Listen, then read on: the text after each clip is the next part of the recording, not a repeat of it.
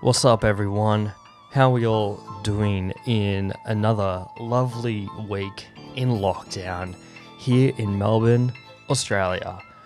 Welcome, everyone. Welcome back to the Mates Rates podcast, or as I was just discussing with my wife, welcome back to the non-existent money podcast. That's right. When I told Caitlin, hey, I'm just going to record this podcast episode real quick. Do you have any meetings on? Because, you know, she's working from home. We can't leave the house, yada, yada, yada. She said, excuse me, I'm working at the moment, making a salary, and you're just talking shit into a microphone every single week. I don't think you are in a position to make those kind of calls. So that is where the new branding has come out, because this is the non-existent money podcast. I'm making $0 off this. If anything, I'm losing money because, you know, I had to pay for this equipment, and, you know, I've got to spend time editing and uploading. I'm a one-man band here, but it doesn't matter because this is the non-existent money podcast. So I hope everyone is doing well out there. Whether you are in lockdown or not, I hope you are enjoying yourselves. It's a nice, beautiful day today, and let's do this. Let's talk some fucking smack for the next however long. This is probably going to be a really short episode, to be honest with you. I don't have many talking points, but you know, I just want to kind of jump right into it. So. As I was just saying, you know, I've spent this money on this equipment and that's all, you know, and I haven't made a single cent, which is really funny because I think I've mentioned it before, but during our one of the many fucking lockdowns that we had last year, I sold all my camera equipment and bought a whole new set. You know, I bought a brand new camera, monitor, all this type of stuff. It's had all this commercial work going for me and everything was going great. I've hardly used it because of these lockdowns, because of the situation we're in. So it's wild to think I've spent, how much money have I spent on all this stuff? Probably like $6,000-$7,000 on all this new camera equipment. And all I've been using it is to film me sitting here in my room talking shit every single week. This is business. This is what you got to do. You got to spend money to make money, and you got to buy high and sell low. You know, it's just how it is. And you got to spend money and not make money. I should have said, you know, I got to get paid in exposure, and that's it. Like I get paid in exposure first, but then nothing else follows after that. So thank you. Shout out to my bank account for spending all that money on camera equipment that I've just used for this podcast. I'm sure one day in the future, I'll look back on this and think, holy crap, I made like $100. That's a good ROI if you ask me, folks. That is a good ROI because $100, that's like coffees for a month, maybe. It just keeps the fuel going, you know? So anyways, enough of my really weird monologue. Speaking of monologues, actually, I finally watched Conan's farewell monologue, I guess, that he did. It took me long enough to do it. I've been a fan of Conan for a long time. I don't know why I just didn't watch it. But it was really odd. I don't know if there was like time. There's probably time restraints, but I thought surely because he's been in television for so long, that would have been like, go for it, go over time. We don't give a shit. But he was like taking his time doing all these really heartfelt farewells to all of his team and his family, and it was really lovely to watch. And then it got to the end, and he just sped run that shit.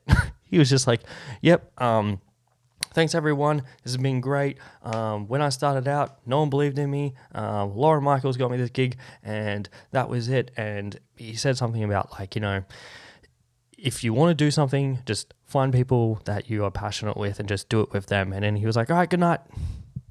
All right, bye." That was it. It was so weird. Like, he did it all in, like, the whole thing goes for 15 minutes, but he did his whole fart. Yeah, he just ripped a massive fart on stage, just got the microphone under his butt. And that would have been a funny... fuck, are you kidding me? That would have been the best if you just... And 25 years of television just by ripping one into the microphone. Comedy gold, if you ask me. But I even fucking forgot my train of thought because I thought that was great. Anyways, yes, that's what I did. That's all I've done for the last week. I just watched that, and I've just been watching a shitload of Silicon Valley, and not much else really, because we started moving stuff into storage because, you know, spoiler alert, moving to Canada in a few weeks now. It's like just over 6 weeks now, which is fucking nuts. So we started moving stuff into storage, and then we realized we don't really have much to do because we're selling most of our shit. And yeah, we're selling most of it and we're taking the rest with us, and not much really going to storage. So not much to do on that front either. So I thought between now and leaving, we would be scrambling, you know, like constantly taking trips to, you know, like where we're like to the storage unit and all this type of stuff. No, we're going to do like a couple of trips and that's it. All right. So what else I have been doing though, as well as like watching endless amount of content, I've been watching a lot of live sets from hardcore shows in America because, you know, they're doing that now. And it's wild to think. I was actually just looking at an Instagram story of the dudes in Beartooth. They're currently playing in New York, and there's just like a couple of thousand people there, and I'm like, that was this filmed in 2019 or filmed today? But it's crazy to think that. And I know I said this before when I was talking about the whole turnstile thing in a previous episode. Jump back to that one if you want to listen to that. But I can't wait to go to gigs again, obviously, and I know I'm getting too old for it, but I just want to jump on some kids' heads from the stage. That's all I want to do. I want to feel that again, and even though I haven't done that in like, when was the last time I did that? Probably like 20. Oh, I did it at one of the trophy art shows because I knew it was going to be the last time that they would play without a barrier. And I was like, well, I'm not going to not stage dive, so I did. But before then, probably like 2012, I think. That's right. It was a comeback kid show, and I stage dived, and the stage was fucking giant for some reason. It was like a 6 foot something stage. So the kids' heads were like just like barely getting above this. It was a weird height in like this giant hall. Anyways, I remember jumping and then just like rolling over everyone really easily and then just falling right onto my back on the wooden floor. That fucking hurt. So that was probably one of the last times I did that. And fuck, that was like 9 years ago. Jesus Christ. But yeah, I just want to have that feeling again because it is fun, stage diving. I did a lot of it in my youth, I should say, because I'm 30 in a month. Holy fuck, I'm just looking at the date. In a month's time, I'll be 30. Crazy. But, you know, as I say, age is just a number. Unless you're talking to underage kids, then like it's more than just a number, okay? Don't fucking do that shit, all right? So as I was like, my initial train of thought with this is I want to do that stuff. I want to feel the energy. I just want to hear, like, if you're not into hardcore music, maybe this can relate to you in whatever genre of music you're into. But I just want to hear like the big booms from snare hits during breakdowns again. And if you're in hardcore, you know what that's like. Like that feeling when it's just like you get that feeling in your body. And I want it to be so loud that I want to shit myself. Okay? Like if I shit myself, I'd be like, job well done. We did it, folks. We did it. Speaking of, this does remind me of a story of how I did almost shit myself with that reason. I don't know why I'm telling this story. Maybe because I just don't have any shame anymore. I don't give a fuck. But For those who don't know, I've done work with so many different bands in the past. And one of those bands that I've done work for in the past is called the Amity Affliction.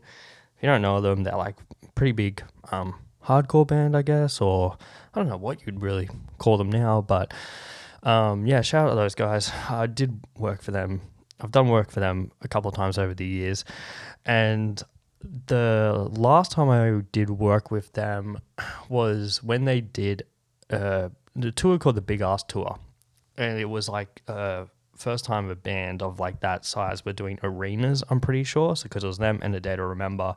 I'm so sorry if you're listening to this and you don't give a shit about hardcore bands, but you know, this is what I care about. And I'm giving you a piece of my history in that sense. Anyways. Sorry, I'm just extra thirsty this morning because I'm a thirsty bitch talking about all these bands that I'm sweating over. Anyways, so I was filming the Melbourne show. I remember I just finished having dinner at catering. By the way, probably the peak of my career in the music industry has definitely been doing arena shows because the catering is fucking nuts. Sidebar story. I did a gig. I worked a Nickelback show, all right, which is, I know, that's a story for another time, but that was at an arena, and I remember going to catering, and I was like, yeah, it was weird though, because catering normally at like arenas and like shows, all the food's just out, and you just go up and you just grab whatever, and you walk away. This arena had that kind of setup, but for like salads and shit, but for like the meat selection and all that type of stuff, you had to go to like a table where someone was serving you, which was weird in its own right. And normally at these arenas, you don't get much of a selection, and you know, I'm not trying to say, oh, look at me, I'm at an arena show, I want fucking caviar. No, it's not that at all. It's just kind of like you normally just get a chicken and a meat, whatever. I think this was that was my first arena show that I did. Anyways, I just asked the dude, hey, can I just get some meat? And he's like, yeah, what kind? And I was like, what do you mean what kind? He's like, we got 3 different choices of meat for you. I was like, oh, look at me, fancy boy. Anyways, that, I don't know if that was a flex or anything like that, but yeah, that, you know, that's what you get if you ever want to do arena shows. You get a selection of meats. Anyways, I just had catering at this gig with the Amity Affliction, and it was A Day to Remember playing, then Amity Affliction were like playing after them. So I just finished dinner, and myself and Ryan, who was the drummer at the time for Amity, were like, yo, let's go watch Day to Remember. And we walked down like through the backstage area. There's this weird entrance to like the side stage.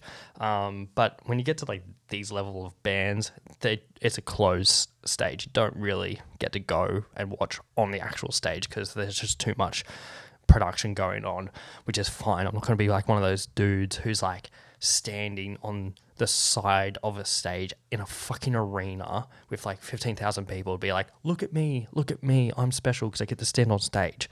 No one wants to be that fucking person. So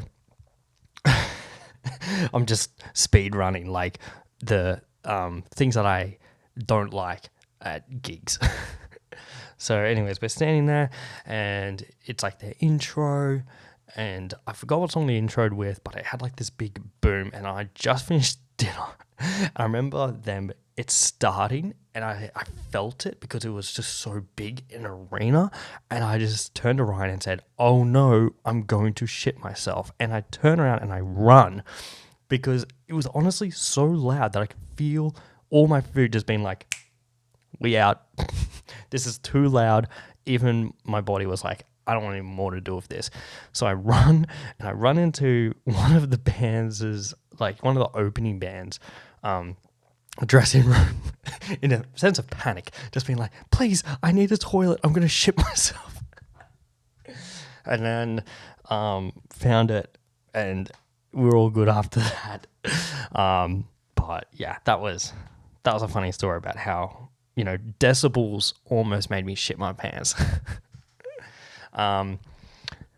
Also, that gig was a lot of fun because I don't know if you've ever been. Again, a lot of people probably don't give a shit about Day to Remember. Maybe if you listeners, you do. If not, cool. But their gigs, they do like a lot of stuff with the crowd. And I remember like years and years and years ago, they've done this thing forever where like they throw toilet paper into the crowd and it's always fun. And anyways, it came up to that song and they ran up to us, like the crew ran up to us with like toilet paper and we're just like, go for it. And then, so we're just like throwing toilet paper into the crowd. And it was just like moments like that where I'm like, that's fucking cool, you know? Like the little laminate, like the little AAA pass thing, I've got like a pile of them. They're like my memories forever, but like shit like that, I was like, yeah, that's cool as fuck. Anyways, I'm sure all my music mates listening to this, if they are, probably think I'm a fucking loser or a weirdo, but we all have that thing, you know? John from Trophy Eyes told me something really interesting really early on when I started working with them and touring with them.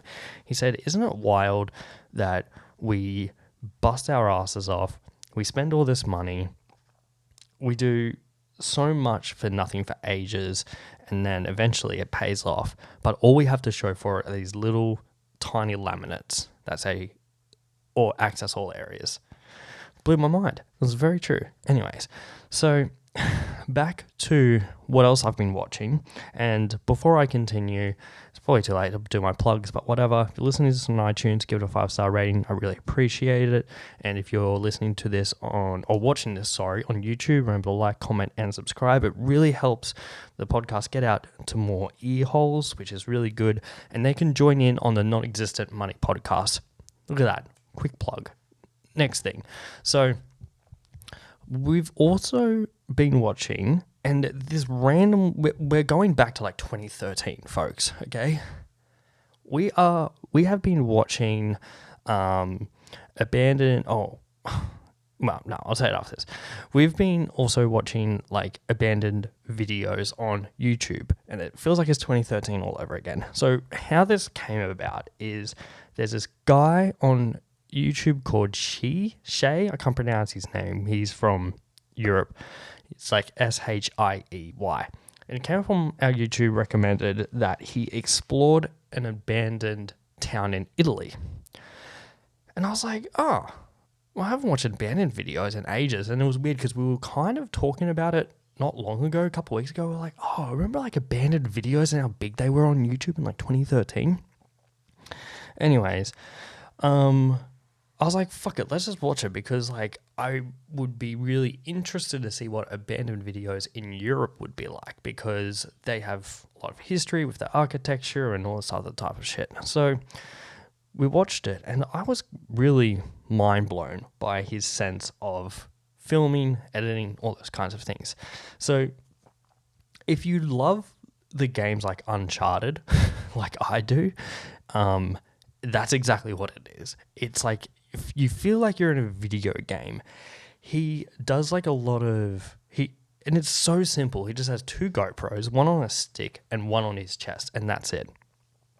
But he hardly talks in the videos. He does sections where he kind of just stands still in like an abandoned area, and he just stands there for like probably like 10 seconds, 10, 15 seconds, and just lets all the ambience noise just play out. And it's so cool because it really makes you feel like you're there, like, and it feels like you're playing a video game, which is really cool. So we have been obsessed with his. We watched so many of his videos, and it's crazy how something just so simple just works. And his channel has gotten so many fucking views. Sorry, I always record my podcast when I have fucking mad indigestion happening. And it's good because he doesn't ramble or he's not over the top. I remember there's like, back in the heyday of abandoned YouTubers, God, they were just so obnoxious. It was kind of in the era of like prank videos as well. So I feel like that persona being over the top was like the thing to do, you know? So he doesn't do any of that, and he's just so like And the way he talks as well, again, it feels like it's a video game character. He's very much like just kind of observant, but he doesn't give much history. The only like critic I could really have is he doesn't give much history of the place. Like he's been to a place that has like all these abandoned aircraft from like military aircraft from World War II and all this. I think it was World War II, or because they look old as shit. And he, yeah, it's like moments like those kind of things where I'm like, I'd like to know more about this or how this kind of came about. Like the abandoned town in Italy he went to, we had to kind of put the pieces together that there was like a giant earthquake there and everyone had to like leave. But yeah, it's really fucking interesting. I highly recommend it. His channel again is SHIEY. Watch those 2 recent videos because it's fucking sick. And he's got a whole bunch of other ones that I'm really keen to kind of check out. There's nothing worse than like being, because that's the reason why I like those kind of abandoned videos. Like I like to see the history and when it happened and why it happened and all those types of things. And in that king era of abandoned videos, you just have all these obnoxious YouTubers just being like, what's up you guys, oh my god, look at this shit, oh fuck, and like they're just yelling and screaming. I'm like, bro, just chill, just tone it back a little bit, please, for the love of fucking god.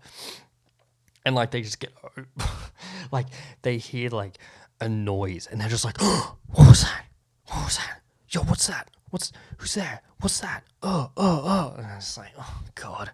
I think like it's funny actually, speaking of that, I was working a festival. This is fucking full circle, folks. I was working a festival and one of the photographers there, I don't know how we got on that discussion of abandoned videos, and he said, oh yeah, I met this like big name abandoned video YouTuber in Japan sometime. Like he was at some event, like YouTuber event in Japan for some weird reason, because he's not a YouTuber himself. Now, won't name names of this YouTuber that he met, but he's like, yeah, he's like one of the biggest like abandoned YouTubers on the platform. You guys can probably figure out who the fuck it is.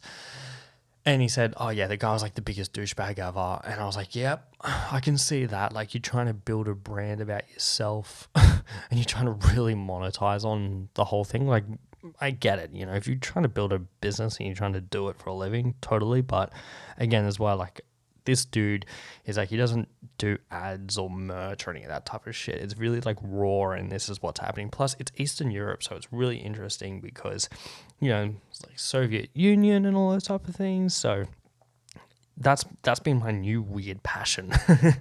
Anyways, before we continue, we do have this segment on the podcast. It's a new segment called Why Are You the Way That You Are? And I have an email address, matesratespod@gmail.com. Please send through any of the weird things that you find online that you'd like me to discuss. It could be like a Karen freakout, or it could be like a Darwin type award thing. Just anything weird as well. Like again, like going back to the abandoned thing, it'd be fun to see like an abandoned Chuck E. Cheese or those kinds of restaurants from like the 90s or something like that. Just fun, weird things that you want me to talk about, or a story, self-story. So I don't have a video lined up because everyone's probably seen it, and if you haven't, I'll talk about it.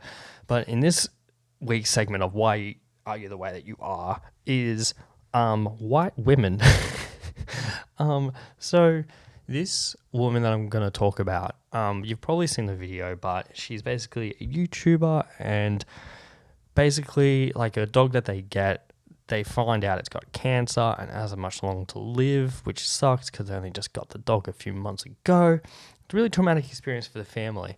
So she's having this intimate moment with her son, and they're both crying and are upset, and she forgets to cut out the thumbnail part of the video. So if you don't know, let's put this for example. Okay, if you're watching this on YouTube, cool, what's up? Hi, nice to see you. But if you're listening to this, I do apologize. So what I do after each of these podcast episodes, I just put my microphone to the side and I do a few poses that I think accurately, what the fuck was that? Accurately depicts what I'm trying to convey for the podcast episode. I take a screen grab of that and I just use that as a thumbnail. And it's normally like 10 seconds of footage at the end that I just cut out of this podcast. Now, this woman did that, but she forgot to cut it out of the video. And the fucked up part is it's a clip of her and her son crying. And she's just like bringing her son in. She's like, get in the video. And again, she forgot to cut this out of her actual YouTube video. And she's like, oh, cry, like pretend that you're crying. And the kid's like crying, being like, Mum, I am crying. It's like, oh, heartbreaking shit. Anyways, that obviously didn't work out well for her. And she's like, I think she's done okay in terms of like her redemption and apology. But that's the reason why this is the why are you the way that you are segment, is because it's like, why would you do that? Why would you put your kid through that shit? It's at the point now where family channels should be banned. Like, they're making a shitload of money, but they should not exist, because I feel like the kids don't really have much of a voice to consent. And if they do, maybe they don't understand like the ramifications of it, because, you know, there's I've got like friends in my life that work with kids, and they say, yeah, it's weird, man. Like, all these kids, they want to be like YouTubers or TikTokers or stuff like that, but I don't think they understand the like ramifications of doing it as a fucking child. It's like it's basically the new child actor when you really want to go meta and dive into it. So anyways, it just blows my mind that and most of these family YouTube channels are white people, rare, and they're just exploiting their kids for money. But you just hope that the parents are doing it with the best intent for the children. Like, maybe they're saving up for their college fund, or I don't know what else. Maybe like setting them up so they don't have to fucking work, or I don't know. See, I'm not a fucking parent, so I wouldn't know the first thing to do with any of this. But yeah, it's upsetting as hell, that's for sure. And white people should just stop being that, okay? Speaking of, I am currently watching a series that I will talk about in the next episode, because I think all the episodes are out. And we started watching it last night, and holy crap, if you thought this week's white people a fucking weird segment was bad, wait till you hear the next one, okay? So, speaking of influencers, kids, all those types of things, let's talk about TikTok, all right? Everyone's favorite topic. So, Cody Co, don't know, great comedian, YouTuber. I've loved his content for a while now, and him and Noel have helped me keep my sanity during these lockdowns for the last 18 months. So Cody in his last video did like a you cringe, you lose, where he just got all these cringy videos and reacted to them. Great formula, by the way. Fucking great formula.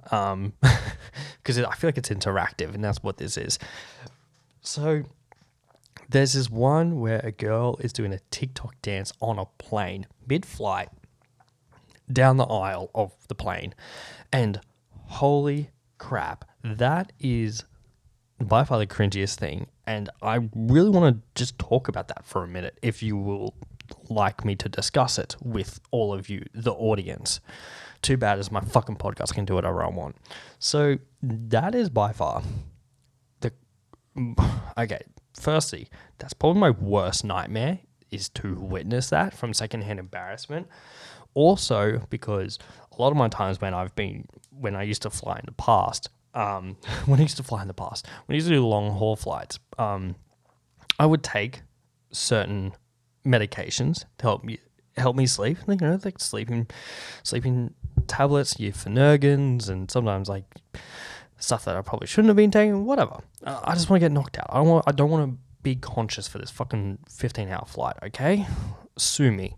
So, and there's been times where I've done this where it hasn't worked out great. One time, I took a pill and I started watching Gravity during an overnight long haul flight, and I woke up and I was having like a vivid dream that I was in space, that the plane was in space. Because I remember I woke up and I look out of my window and there's just stars. And I was like, oh, fuck, we're in space. And I thought I was floating. Okay, it was fucked up. Imagine that, but waking up and seeing a fucking kid doing a TikTok dance down the middle of the plane. I would just be clinging onto the side of my chair, just being like, oh, let it stop. Make it stop, please. No, please, no. No more. I would be pulling the emergency door off the plane and trying to jump out at fucking 30,000 feet because I would be like, no, I don't want to live. I don't want to live. So that's what my opinion is about seeing that. I would literally want to die from secondhand embarrassment.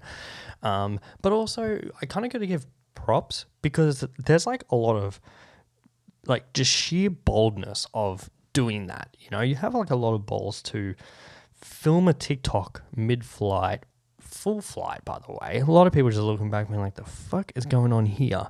You know, so it's very commendable in that sense, but I personally think an airport and especially a flight is the last place that you want attention with, okay? That you want attention drawn to you. So, I don't know about all of you folks, but I have major anxiety when I go to an airport because, surprise, surprise, the bearded tattooed guy always gets pulled aside, okay? And randomly checked for bombs. I remember when Kayla and I first started dating, and at the time I was flying a lot domestically, and I was doing international travel as well, but I was flying like a few times a month to Sydney or Brisbane, whatever. And the first time we went to Sydney together, because I always told her, I always get pulled aside, just like, yeah, or like whatever. We go through the security. I just turned to her and I said, watch this. I pick up my bag and I don't even put on my back. I pick it up and I turn and the security guard approaches me with the swab and I went, yeah, I know. And I just walked over. It was probably like the most rehearsed thing ever. And the guy was like, oh, just so you know, like it is random. I'm like, random? Bro, this happens literally every time. I think there was one time where it didn't happen and I was really confused. I was scared I was going to get past the security. Someone's going to make a radio call and then they were going to tackle me to the ground. This in itself should be a whole nother episode, by the way, because I have a lot of different stories when it comes to, you know, being pulled aside for various reasons. So, yeah, because of that, I always wanted to keep my head low. And when I get on the plane, I'm like the last one. I always want to be the last person to get on the plane. Not like the absolute last, but in like the last couple of groups, because that's how you know you're an experienced traveler, because you don't want to be waiting in those lines. And you don't want to get on the plane and you're just standing there waiting because someone doesn't know how to read their fucking ticket with the letters and the number that are right there at your face, and they can't read it and they don't know where to put their bag. And like, I get it. If you're inexperienced, you might be overwhelmed. This is me gatekeeping traveling, by the way. So I'm still keeping that shit strong. Anyways, yeah, you don't want to be stuck behind that person. So I'm always like one of the last to go on a plane because I just go up, go straight to my thing and sit right down. I don't have to wait in any of these lines. That's the other thing that pisses me off as well. Once you check into a flight, look at me talking about flights as if we've been able to do that for the last couple of years. Like another thing that pisses me off is like after you check in on a flight and you have to go through security, that moment of after you checked in, you're good. The plane's probably not going to leave without you unless they're calling you over the speaker, which has happened to me before in the past. But you know, people just want to like push past you, or they're like right up against you through the security line. And I'm like, you've done the hard work, mate. It's going to be okay. You're going to get on your flight, all right? Oh my God, I'm just having massive flashbacks all the time being pulled up by security. One time, it was the most ridiculous one. I was traveling frequently to different countries, and I have this little side pocket on my bag. I'm just pointing down next to my camera bag. It's at my feet. But I had this side pocket, and it was literally just filled up with coins, of all these different coins around the world. And I got pulled up because of that. That turned up on the thing, and they were like, this motherfucker's got too many coins. And I had to dump them all into a different tray and put that tray through. Fuck, what a waste of fucking time that was. Yeah, so anyways, going back to the TikTok kid, I have a lot of respect in that sense that you want to pull those kind of moves, but fuck, I don't, again, a plane is not where you want your attention at. I remember one time I was sitting on a plane. I was going to America, but I had to go via Fiji, and my flight to Fiji, which by the way, great experience if you're wondering, Fiji Airways, because the flight was cheap as fuck. It was $700 return. This is why. I got on the plane to Fiji. There's no screen on the back of the headrest. They just had the screens in like the aisles, like it was the fucking early 2000s again, or when you used to go on bus trips. Well, I remember when those buses like came out with like the one TV, and you have to tell everyone on the bus to shut the fuck up so you can hear the movie, because it was playing through the little shitty speakers. That's exactly what was happening.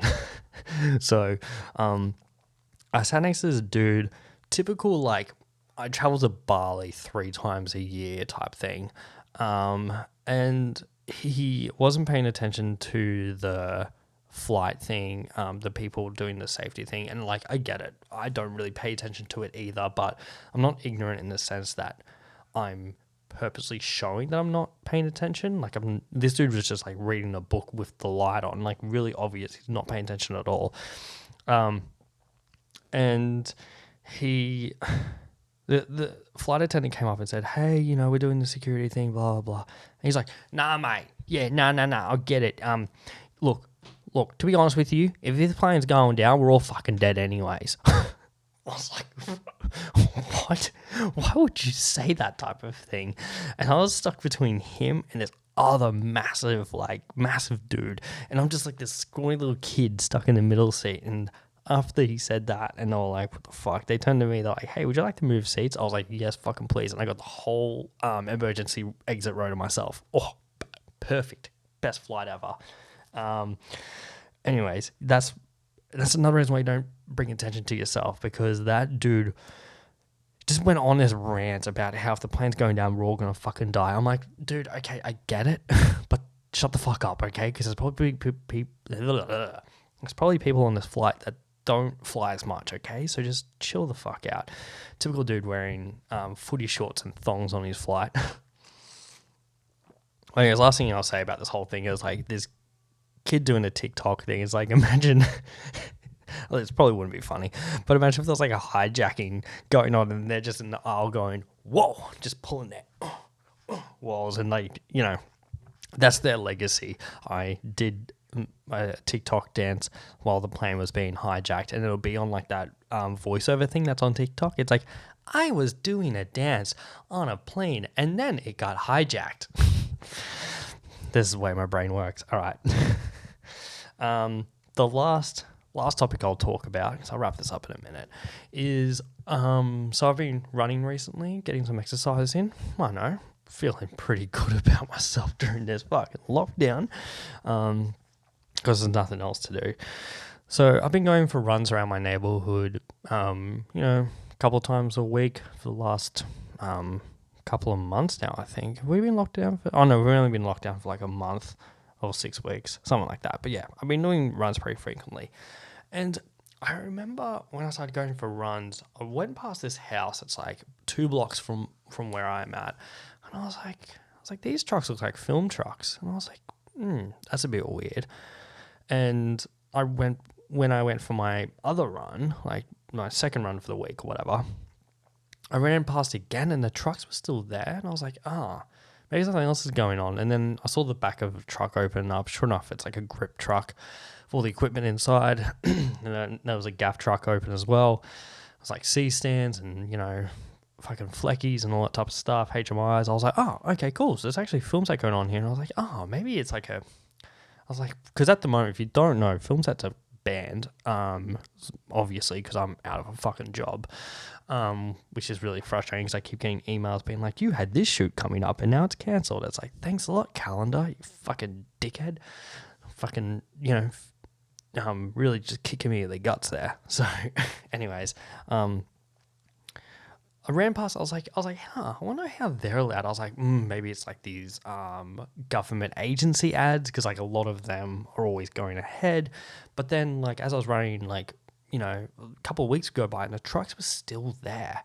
I was like, what the fuck is going on? So, anyways, last time I ran past, they had these signs up. It was like government approved set.